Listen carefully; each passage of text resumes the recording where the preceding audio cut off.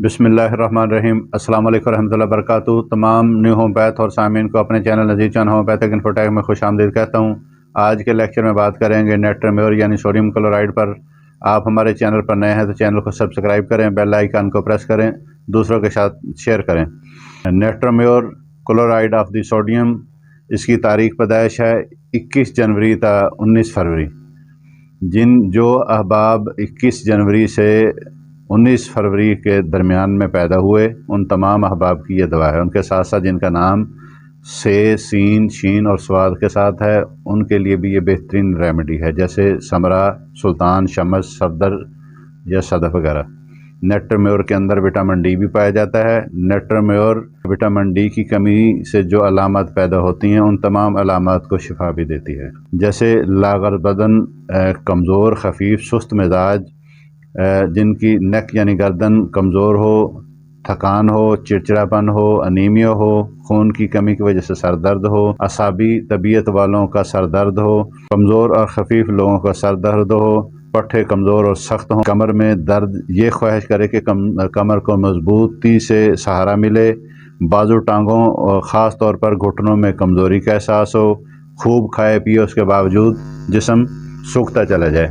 ये जो खाने की जो इसके अंदर अलामत है ना जी, खाने पीने के बावजूद जिस्म सूखता जाए, ये आयोडीन के अंदर भी होता है। नेट्रोम्योर और आयोडीन को मिलाकर भी दे दीजिए तो मरीज फरबा होना शुरू हो जाते हैं। जो बच्चे बच्चियां कमज़ोर हों, खाने के बावजूद सेहतमंद ना होते हों, तो दोनों को मिलाकर भी दिए जा सकते हैं। इसमें जो है नेट्रोम्योर की, बल्कि हर दवाई की जो मेंटली सिम्टम होती है, वो बहुत ही अहमियत की हमल है।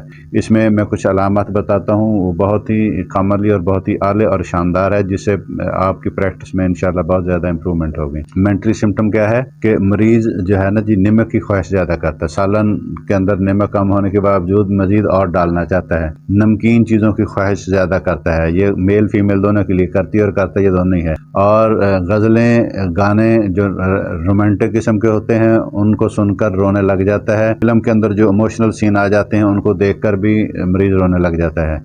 और इसके अंदर जो है बहुत ही ख़ास जो है अलामत है कि छोटी उम्र का लड़का बड़ी उम्र की औरत को पसंद करे। जैसे लड़के की उम्र 14, 15, 16, 17, 18 साल है, तो 40 से 50 साल की उम्र के अंदर जो है ना जी, उसको पसंद करता है। उस उम्र की एज की खातून को पसंद करता है।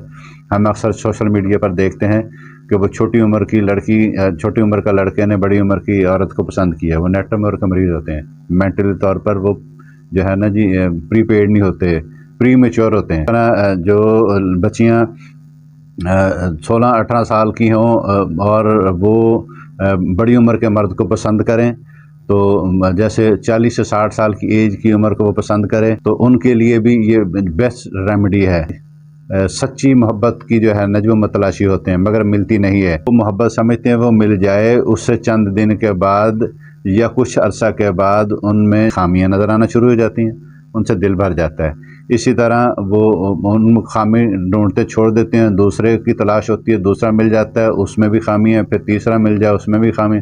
सारी ज़िंदगी ये इसी चक्कर में रहता है। तो इसी चक्कर के अंदर वो अपनी ज़िंदगी को ज़ाया कर बैठता है।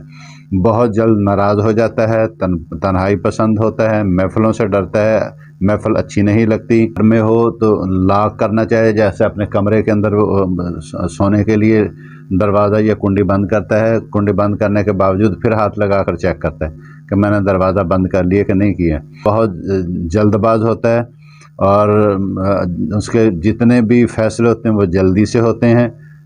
पहले तो वो डबल माइंडेड होता है, मैं करूँ ना करूँ, करूँ ना करूँ, कर लिया तो उसका फ़ैसला जो है वो गलत होता है। इसलिए ऐसे मरीज़ की जो बेहतरीन मेडिसिन है वो नेट्रोम्योर है। मेंटली जो सिम्टम होती है उनमें हाई डोज दी जाती है, एक्यूट केसेस के अंदर हाई डोज दी जाती है, क्रॉनिक केसेस के अंदर लो डोज दी जाती है। जो इसके अंदर विटामिन डी की जिनकी कमी है, उनको हमने नेट्रोम्योर 4x के अंदर देना है। और जिनकी मेंटली सिम्टम, जैसे ये मैंने बताया कि जो बच्चियाँ बच्चे बड़ी एज के ख़वातीन और हज़रात से शादी करना चाहें या उनको बहुत ज़्यादा पसंद हो इमोशनल तौर पर, उनकी तरफ जो रग़बत ज़्यादा हो, हाई डोज में देंगे तो इंशाल्लाह चंद दिन के बाद उनकी डिज़ायर ये ख़त्म हो जाएगी। आगे माइंड के साथ है आइज़। इसका क्या होता है, इसमें जो है आई साइड वीक हो जाती है। जैसे स्कूल पढ़ने वालों की आई साइड कमज़ोर हो जाए, पढ़ते वक्त सर दर्द शुरू हो जाए, या उसकी पढ़ते पढ़ते शिद्दत ज़्यादा हो जाए, एक अल्फाज के दो नज़र आएँ या ऊपर का हिस्सा जो आधा दिखाई दे। और इसी तरह उसके माइग्रेन पेन हो, यानी आधे सर का दर्द हो, दर्द शकीका भी जिसे कहते हैं, दाईं साइड हो बाईं साइड हो, कोई भी साइड हो जिसमें जो है ना आई बॉल तक उसका पेन दर्द शुरू हुआ, सर का आई बॉल तक वो दाईं आँख के अंदर चला गया, बॉल के अंदर इतना शदीद दर्द होता है, मरीज़ को वोमिटिंग होना शुरू हो जाती है, पहले उसको नोज़िया होता है, मतली वतली होती है, फिर उसको उल्टियाँ भी आना शुरू हो जाती हैं। जैसे जैसे इसकी अलामत है, जैसे जैसे सूरज चढ़ता जाता है, फुल दोपहर में जाके अरूज में उसका पेन चला जाता है, जैसे जैसे ग़ुरूब की तरफ जाना शुरू हो जाता है तो पेन भी कम होना शुरू हो जाता है। ये माइग्रेन पेन की सबसे बेस्ट रेमेडी है। फिर इसके साथ साथ जिन बच्चियों की आई साइड वीक हो या वीक होती जा रही हो, वो खून की कमी की वजह से हो या जो है ना इसकी क्या कहते हैं रीडिंग की वजह से हो, बहुत ज़्यादा जो मोबाइल यूज़ करते हैं, टैब यूज़ करते हैं, उनकी वजह से भी आई साइड वीक हो जाए तो उनको भी ये बेस्ट रेमेडीज़ है, उनके लिए भी ये फ़ायदेमंद है। इनका जो है ना जी जो नज़ला होता है, नज़ला इनका जो है बहुत ज़्यादा बहने वाला होता है और इसका बहाव 1 से 3 दिन तक रहता है। ये जैसे अंडे की सफ़ेदी होती है उस तरह की लेसदार जो है ना वाइट जो है ना जी इसमें फ्लू होता है।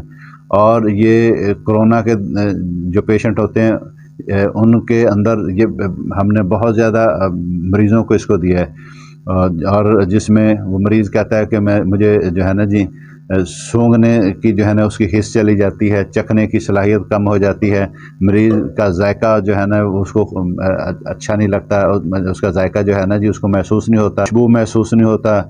और उस दौरान हमने कोरोना के हज़ारों मरीज़ों को अल्हम्दुलिल्लाह ये नेट्रोमेर मेडिसिन दी है, जिससे उनका जो है ना फ्लू का निज़ाम ठीक हो गया। उससे आगे उनका जो जायका और जो उसका क्या कहते हैं स्मेल नहीं आ रही थी, वो चंद दिन में बहाल हो गया अल्हम्दुलिल्लाह। फिर उसके साथ साथ जो है ना जी उनको चेस्ट का जो प्रॉब्लम हो जाता है फ्लू के साथ, अगला स्टेप क्या होता है गले के जो है ना आवाज़ का बैठ जाना, खांसी आना शुरू हो जाती है, खुश खांसी आती है, खांसते खांसते जो है ना जी सर दर्द भी शुरू हो जाता है, सीढ़ियाँ चढ़ते वक्त भी उनको खांसी ज़्यादा आती है। फिर खांसने से क्या होता है बहुत ज़्यादा खांसी की जाए तो आँखों से आंसू भी आना शुरू हो जाते हैं और ज़्यादा खांसी आना शुरू हो जाए तो उनका पेशाब भी निकल जाता है। ये पेशाब निकलने की जो खांसी का दौरान है वो कास्टिकम के अंदर भी है, प्लस किसके अंदर नेट्रोमेर के अंदर। और मरीज़ का जो उसका चेहरा होता है उसके ऊपर आयली होता है, स्किन जो होती है ना वो आयली होती है, चमकदार होती है। और इसी तरह जो है ना जी उनके आप मरीज़ को और गौर से देखें तो उनसे पूछें, ये जो हमारे होंठ होते हैं, होंठों के जो किनारे होते हैं यहाँ पर सफ़ेद सफ़ेद जो है ना जी दाने निकलना शुरू हो जाते हैं, कील से भरना शुरू हो जाते हैं और उनको यूं दबाकर अक्सर मरीज़ निकालते हैं। जब आप नेट्रोमेर देंगे तो उनसे क्या होगा, इंशाल्लाह दोबारा नहीं होगा। फिर नेट्रोमेर का मरीज़ के ये होंठ जो होता है, ये होंठ नीचे वाला होंठ फुला होता है और दरमियान में यहाँ कट होता है। जो मरीज़ नमक ज़्यादा डाले, नमकीन चीज़ों की ख्वाहिश करे, वो हाइपर भी होता है, जज्बाती भी होता है और बहुत जल्द जो है ना जी आप उसकी जब होंठ देखेंगे, उसके ड्रग पिक्चर देखेंगे, स्किन देखेंगे तो फ़ौरन से पहले आपको मज़ीद उसकी अलामत लेने की ज़रूरत नहीं है, तो आपने नेट्रोमेर उसकी डोज़ देनी है। इसी तरह उनके जो है ना जी उनको क्रोज़ा होता है, जिसे उसके गले के अंदर बलगम आती है, बलगम नमकीन होती है और उसके साथ साथ उसको स्टमक की जो अलामत हैं, भूख शदीद लगती है, भूख बहुत ज़्यादा बढ़ जाती है, प्यास और की वजह से मुंह और गला खुश्क रहता है। मरीज़ खूब खाए और उसके बावजूद उसका रंग ज़र्द हो, सेहत कमज़ोर हो और खाने के बावजूद भी जो है ना वो सूखता चला जाए। फिर इसमें अक्सर बच्चों को क्या होती है, वो सलांटी, पापड़, निमको, शवारमा, बर्गर ये वो खाने से जो बच्चे वीक हो जाएं, माँ बाप उनको जो है ना जी इन जो है ना टिफ़िन के अंदर वो ये चीज़ें डाल कर दे देते हैं, जिससे बच्चा स्कूल के अंदर जो है ना वो खाता है। उससे क्या होता है, उनका डाइजेस्ट सिस्टम जो है वो डिस्टर्ब होना शुरू हो जाता है, ख़राब होना शुरू हो जाता है। आप अपने बच्चों को डेली वाइज अच्छा हेल्थी लंच बॉक्स अच्छा दें, इंशाल्लाह प्रॉपरली वो सेहतमंद होंगे। उसके बावजूद अच्छा खाने के बावजूद भी जो बच्चे बच्चियाँ सेहतमंद ना हों, या जो यंग लड़कियाँ कॉलेज यूनिवर्सिटी मदारस में जाती हैं, अच्छा खाने के बावजूद सेहतमंद नहीं होते, तो नेट्रोमेर और आयोडीन की कमी की वजह से ये ऐसे होता है। जब उन कमी को पूरा कर दिया जाता है तो अल्हम्दुलिल्लाह ये ठीक हो जाता है। उसकी मिसाल जो जिस चीज़ में कमी हो, जैसे लो ब्लड प्रेशर हो जाता है, लो ब्लड प्रेशर के अंदर नमक डाल कर देते हैं, नमक को घोल कर मरीज़ पीता है तो ब्लड प्रेशर उसका अप होना शुरू होता है। क्यों? उसके अंदर सोडियम की कमी होगी। जब कमी होगी तो पानी में घोल कर दे दिया तो ब्लड प्रेशर नॉर्मल हो गया। अब जिनका ब्लड प्रेशर ज़्यादा है, अब ज़्यादा है तो उसमें क्या देना है हमने, फिर उसकी हाई डोज देनी है।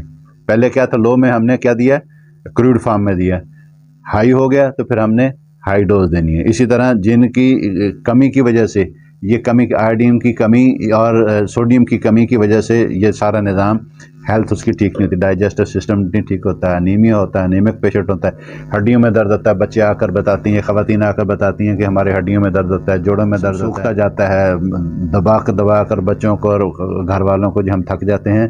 जब उसका विटामिन डी जो है ना जी वो लेवल चेक कराया जाता है तो वो लो होता है। वो विटामिन डी के लेवल को भी ये अप करती है। और जितनी भी विटामिन डी की कमियां हैं उनकी अलामत है, उनमें सब में अल्हम्दुलिल्लाह ये बेस्ट है। लीवर में और स्प्लीन के नज़दीक पेन होना चाहिए, तो जो ये हमारा जो मैदा है, मैदे के दाएं साइड में हमारे जो है ना जी पेशेंट देखते हैं तो उनके पेन शुरू होता है। फिर इसके अंदर जो है पाइल्स के अंदर ये बेस्ट रेमेडी है। रेक्टम की जगह पर जो है ना जी हमारे पखाने वाली जगह पर क्या होता है, बर्निंग होती है, पेन होता है, मरीज़ को महसूस होता है कि मेरा मकद सुख रहा है और मकद से ब्लीडिंग बहुत ज़्यादा होती है और उसकी वजह से मरीज़ बहुत ज़्यादा जो है ना जी परेशान होता है। इसमें फ्रेश ब्लड आता है। कैसे होता है, चलते फिरते खांसते अद्धे खुद ही निकल जाता है। और जो है ना जी इतनी शिद्दत होती है मरीज़ को पेशाब की कि वो वाशरूम जाते जाते अपना पैंट खोलते वक्त या ज़ारबंद नाला खोलते वक्त ही उसका पेशाब निकल जाता है। तो उसका क्या कहते हैं, ब्लैडर जो है उसका वीक हो जाता है, जिसकी वजह से उसको वीकनेस होना शुरू हो जाती है। इसके अंदर मेल के अंदर क्या होता है कि हाइड्रोसेल हो जाता है, टेस्टिकल के अंदर पानी आना शुरू हो जाती है। फिर इसके अंदर जो है ना इंजाल जल्द हो जाता है। फीमेल के अंदर लकोरिया बहुत ज़्यादा होता है जिसमें खराशदार उसको फ्लूइड आता है और ड्यूरिंग मेंसेस जिस्म उसका जो होता है ना वो बहुत ज़्यादा गर्म हो जाता है। मखसूस जो आलात होते हैं फीमेल के, वहाँ उसको ईचिंग खारिश होती है और मेंसेस कम आते हैं, देर से आते हैं, मिकदार उसकी कम होती है। खून की कमी की वजह से मेंसेस जिनको कम आए उनकी दवा क्या है, नेट्रोम्योर। जिन बच्चियों की खून की कमी की वजह से HB लेवल कम हो, उनको ब्लीडिंग बहुत ज़्यादा है, तो तब भी उसकी मेडिसिन नेट्रोम्योर है। मेंसेस ना आए तब भी उसकी नेट्रोम्योर है। ये हमने देखना है कि इसकी जो है ना फिर इसमें T3, T4, TSH, FSH hormone भी डिस्टर्ब हो, फिर इसकी फिर लेक्चर बड़ा लंबा हो जाएगा, तो उनको भी चेक करना होता है। बच्चियों के बड़े मसाइल होते हैं, जब हम ये चेक करते हैं तो फिर जाकर किसी नतीजे पर पहुंचकर बंदा जो है ना जी उसका रिज़ल्ट अच्छा निकलता है। फिर इसमें हार्ट बीट क्या होती है, खून की कमी की वजह से हार्ट बीट बहुत ज़्यादा होती है, दिल की धड़कन, पूरा जिस्म हिलता है। अक्सर मरीज़ बैठे होते हैं, उनका जो है ना कपड़े यूँ हिल रहे होते हैं, चादर डबर, लड़कों ने मर्दों ने जो है ना कोट वोट पहना होता है तो वो भी बाहर से भी उसकी धड़कन फील होती है। किसकी वजह से होती है, अनीमिया की वजह से होती है। फिर बाजुओं के अंदर ऐसी कैफियत होती है कि उनको वीक बहुत ज़्यादा होते हैं, जैसे फालज का जो है ना जी उनको खदशा हो गई या फालजी कैफियत मेरे हो गई है। फिर राशा की बीमारी होती है, हाथ कांपना शुरू कर देते हैं। कमर के अंदर उनको ऐसे होता है कि कमर उनकी टूट गई है। मरीज़ हमारे पास आते हैं ख़वातीन, लकोरिया के अंदर भी वो फीमेल आकर बताती है हमारी लोअर बैक पेन के अंदर बहुत ज़्यादा पेन है। फिर उसमें इतना शदीद दर्द होता है कि उसको सहारा देना पड़ता है। इसी तरह विटामिन डी की कमी की वजह से भी ऐसे होता है, वो भी आकर हमें बताते हैं कि लोअर बैक पेन होता है। पूरी बॉडी में तो होता है, तो लोअर बैक पेन में फिर उसको मजबूती से सहारा देना पड़ता है। मेल के अंदर ऐसा फील हो, जिन मर्दों को स्पर्मेटोरिया का मसला हो, पेशाब के कतरे आए, ड्रॉपिंग हो, उनकी कमर के अंदर भी लोअर बैक पेन हो, तो उनके लिए भी ये बेस्ट रेमेडी है। इसके अंदर क्या होता है, नींद जो होती है ना जी, वो उसमें दोपहर के वक्त इसको गलबा बहुत ज़्यादा होता है और नींद के दौरान बातें बहुत ज़्यादा करता है और उसी गम और परेशानी की वजह से उनको जो है ना जी नींद तसल्ली बख्श नहीं होती।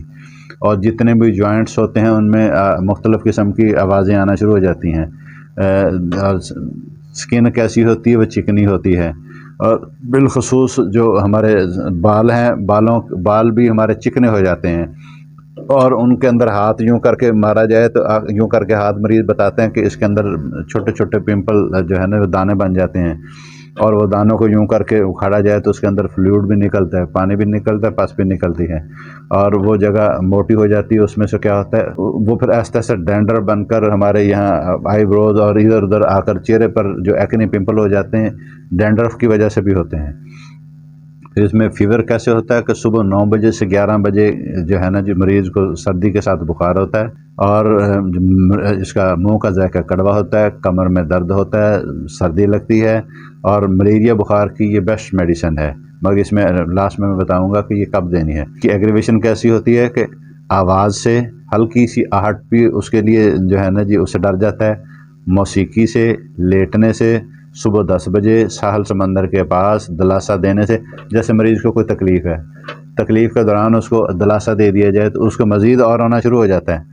जैसे पल्साटिला का मरीज़ भी उसको दिलासा दिया जाए तो वो भी रोना शुरू कर देता है। आगे जो बहुत ज़्यादा मेहनत की जाए, जैसे बच्चा पढ़ता है या बड़े पढ़ते हैं जिनकी आई साइट वीक हो जाए, वो पढ़ने से सर दर्द हो, तो इसके लिए बेस्ट रेमेडी है।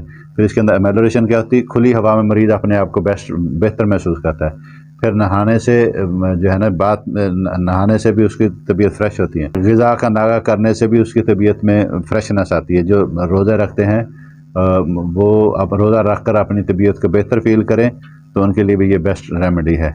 कमर दबाने से दर्द में कमी होती है। कपड़े उसके लिए जो है ना तंग कपड़े हों तो उसमें भी बेहतर फील करता है, और दाईं जान लेटने से उसकी कमी में जो है ना बेहतरी आती है, उसका फाका होता है। इसी तरह बुखार की हालत में नेट्रोम्योर और फेरेंफार का इस्तेमाल ना करें। बुखार उतर जाए उसके बाद बुखार की ये दवा दी जाए तो बेस्ट मेडिसिन है। जैसे नेट्रोम्योर का मरीज़ है, उसको बुखार सर्दी के साथ आ गया, उन डॉक्टर ने डायग्नोज कर दी कि मलेरिया बुखार है। मलेरिया बुखार की दवा और भी बहुत सारी हैं, मगर ये नेट्रोम्योर आप जब देंगे तो उससे क्या होगा, एग्रेवेशन होगी। जब उसका बुखार कम हो जाए, बुखार कम होने के बाद आप उसकी डोज देंगे तो इंशाल्लाह दोबारा उसको बुखार नहीं होगा। ये मेरे पिछले दिनों मैंने बेलाडोना पर जो लेक्चर दिया था उसमें मैंने बताया था, एक डॉक्टर साहबान ने अपने बच्चे को फेरमफास दौरान बुखार दे दी। उससे क्या हुआ, बुखार मज़ीद एग्रेवेट कर गया, बच्चे को झटके लगना शुरू हो गए, फिट्स आना शुरू हो गए। नेट्रोम्योर और फेरमफास की यही चीज़ है, बुखार के दौरान देंगे मज़ीद एग्रेवेट होगा। बुखार उतर जाए, बारी का बुखार हो, मरीज़ आकर जो कहते हैं कि एक दिन छोड़कर दूसरे दिन होता है, जिस दिन नहीं होता उस दिन आप जो है ना जी उसकी हाई डोज दे दें, इंशाल्लाह तीसरे दिन उससे अगले दिन नहीं होगा बुखार। और जब बुखार ना हो फिर आहिस्ता आहिस्ता जब बैलेंस में आ जाए तो फिर इसकी लो डोज के अंदर आप रेगुलर इसकी कुछ अर्सा मेडिसिन दे देंगे।